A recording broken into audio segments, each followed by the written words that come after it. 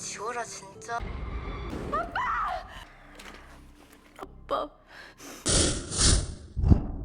Halo semua, Infoin Yuk hadir lagi dengan beberapa video review alur cerita berbagai perfilman. Perlu diingat video ini berisi spoiler ya. Bagi yang tidak suka spoiler, silahkan tonton di aplikasi atau situs terpercaya bagi kalian. Film yang akan kita rekap kali ini adalah film berjudul Unlock, yang bercerita tentang kehidupan seorang wanita bernama Nami yang berubah berantakan setelah dia kehilangan ponselnya. Saat hilang, ponselnya itu ditemuin sama seorang laki-laki namanya Junyong. Ternyata Junyong ini adalah psikopat berkedok hacker.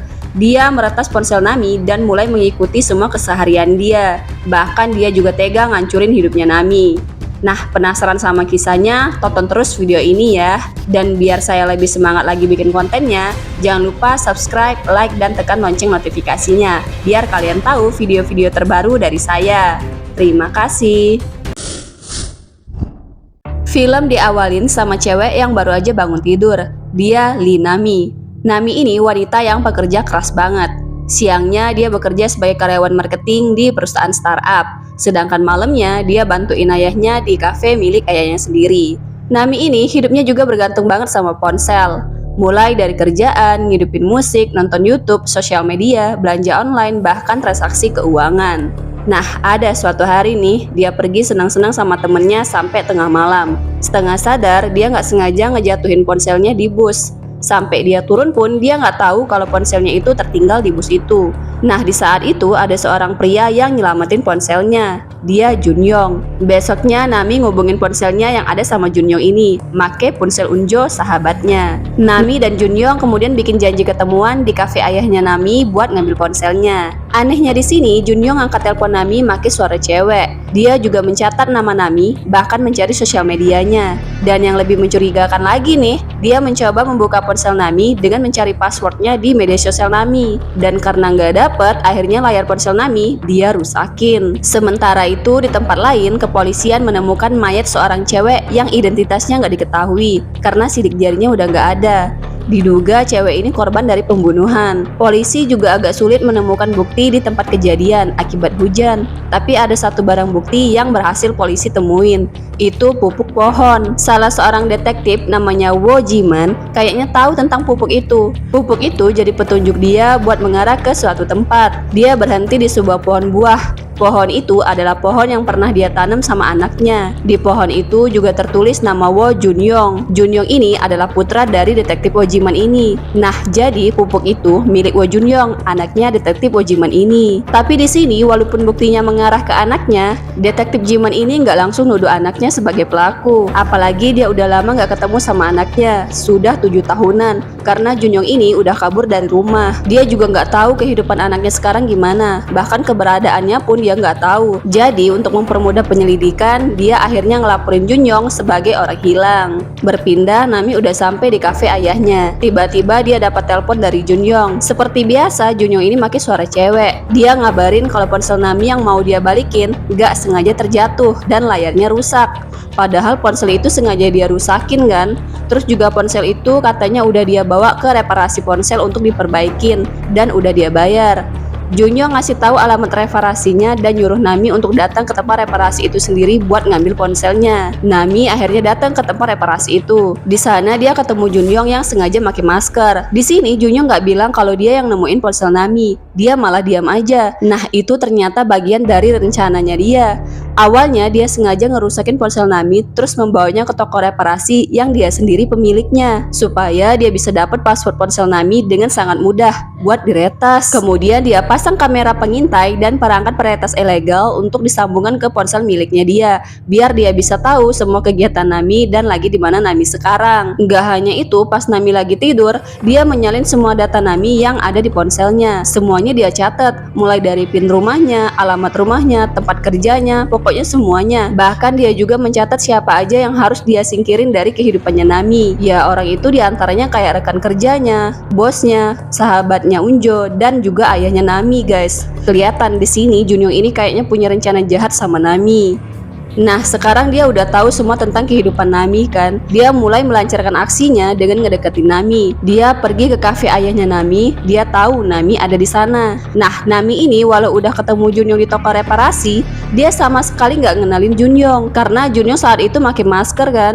Jadi Junyong ini pura-pura kayak orang yang baru ketemu sama Nami dan nyamar jadi pelanggan tetap ayahnya. Untuk ngedeketin Nami, dia pura-pura suka sama game yang sering dimainin Nami. Naminya jadi kayak tertarik gitu sama dia. Dia ngerasa mereka punya hobi yang sama. Besoknya di perusahaan tempat kerjanya, Nami dapat kabar dari atasannya kalau produk mereka bakal dipakai sama perusahaan besar. Dia diminta menjadi penanggung jawab mengurus proyek itu. Dia juga dijanjiin bakal dapat gaji 2 kali lipat kalau proyek mereka berhasil. Nami senang banget. Di lain sisi, detektif Jiman pulang ke rumahnya. Dia nyari petunjuk di mana keberadaan anaknya lewat ponsel istrinya. Ketemu di sana ada chat istrinya yang mau ngirim makanan ke rumah anaknya. Anaknya pun ngasih tahu di mana alamatnya sekarang. Nah, di rumah Junyong ini ada bungkus bekas paket makanan dari istrinya detektif Jiman. Berarti Junyong ini anaknya detektif Jiman yang psikopat dan yang lagi dia cari itu. Tapi si Junyong ini kayaknya memang psikopat deh. Di sini dia ngeliatin ada foto cewek yang lagi dia sekap. Kayaknya cewek itu korbannya dia.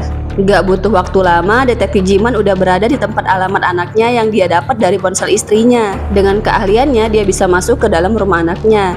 Di tempat berbeda, Junyong juga lagi menuju ke rumahnya. Baru aja mau ngebuka kunci pintu rumahnya, dia sadar kalau rumahnya itu lagi dimasukin orang. Junyong tahu ada orang yang menyusup ke rumahnya. Dia nggak jadi masuk. Dia diam-diam mastiin siapa orang yang masuk ke rumahnya lewat jendela rumahnya yang ordengnya kebuka.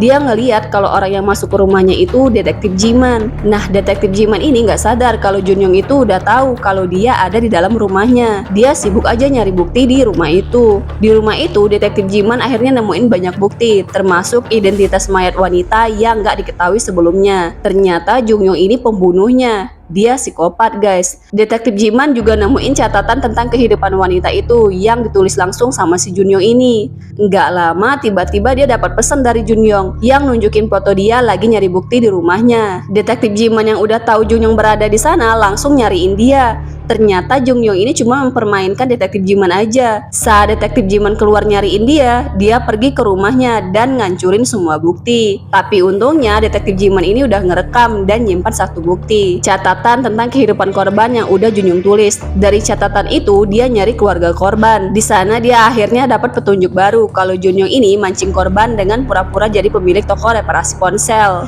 Beralih, Junyong masih nyoba buat deketin Nami. Kali ini dia ngasih kartu namanya yang tertulis kalau dia kerja di keamanan digital. Sayangnya si Nami ini masih nggak sadar sama sikap anehnya Junyong ini. Tapi di sini ayah Nami udah mulai curiga sama gelagat anehnya Junyong. Dia pun nyuruh Nami buat nggak usah deket-deket lagi sama Junyong ini. Menurut dia, Junyong itu mencurigakan karena terlalu sering datang ke kafe. Apalagi dia juga berbohong jadi pelanggan tetap ayahnya. Tapi Nami ini dia nggak nurut, masih percaya aja kalau Junyong itu cowok baik-baik. Nah, ternyata Junyong ini ngedengar percakapan mereka. Jadi dia nyoba buat nyingkirin ayahnya Nami ini. Biar ayahnya nggak curiga, dia make akun Nami buat meretas ponsel ayahnya. Setelah diretas, dia dapat alamat ayah Nami dan ngirimin dia paket yang ternyata itu adalah pancingan dia buat nyulik ayahnya Nami.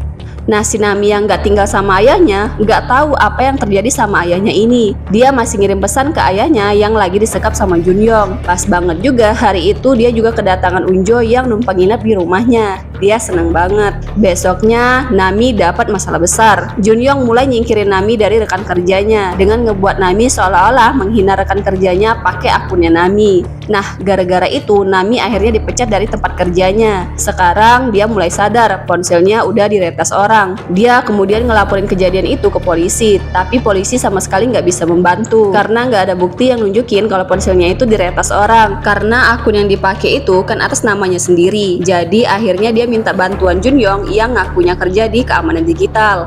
Jahatnya di sini, Junyong memprovokasi Nami buat benci sama Unjo sahabatnya. Dia ngebuat Nami mencurigai Unjo sebagai pelaku yang ngeretas ponselnya. Tapi bodohnya si Unjo ini percaya aja sama kata Junyong tanpa menyelidiki dulu. Padahal kan belum tentu sahabatnya ini yang ngelakuin itu. Unjo benar-benar kecewa sama Nami yang lebih percaya sama Junyong yang baru dia kenal dibandingkan dia yang sudah berteman bertahun-tahun. Sekali lagi, Junyong berhasil sama rencana rencananya dia berhasil ngancurin hubungan persahabatan mereka. Di rumah Nami sedih mengenang semua kenangan dia sama Unjo.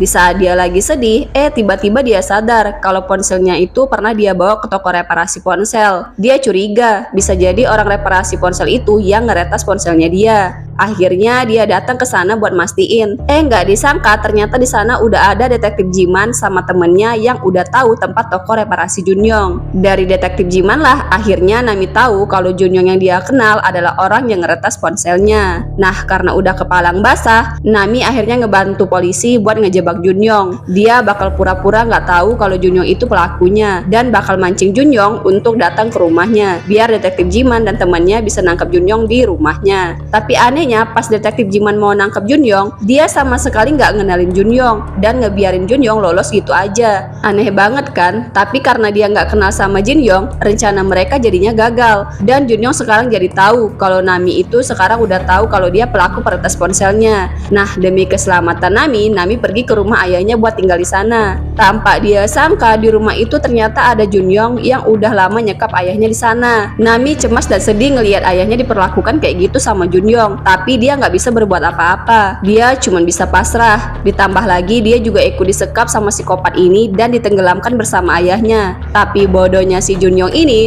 dia nggak tahu kalau ternyata Nami itu diam-diam menelpon detektif Jiman pas dia lagi disekap. Detektif Jiman sama rekannya sekarang udah berada di sana, siap-siap buat nangkep Junyong. Junyong yang udah terjebak nggak bisa ngapa-ngapain lagi. Dia pun dipukul habis-habisan sama detektif Jiman. Nah, di sini akhirnya terkuak kalau cowok ini bukanlah Junyong, anaknya detektif Jiman. Junyong yang asli ternyata udah dibunuh sama cowok ini dan diambil identitasnya sama cowok ini biar Junyong asli yang dituduh sebagai pelaku dari semua kejahatan dia. Detektif Jiman kesal dengan perbuatan Junyong ke anaknya dan nodongin pistol ke arahnya. Tapi kayaknya dia masih nggak berani nembak Junyong ini.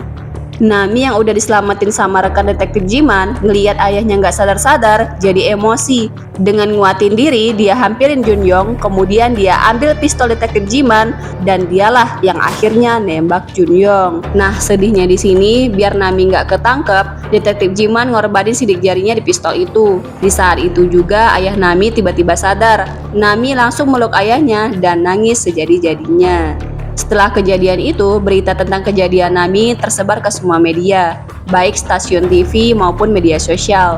Nami juga sudah hidup bahagia sama ayahnya, dan dia juga udah berteman lagi sama Unjo. Dan dengan ini, film ini pun selesai. Nah, gimana menurut kalian alur ceritanya? Apakah sudah cukup menghibur? Jika ya, jangan lupa tekan subscribe dan like-nya ya. Terima kasih sudah menonton dan sampai jumpa di video selanjutnya.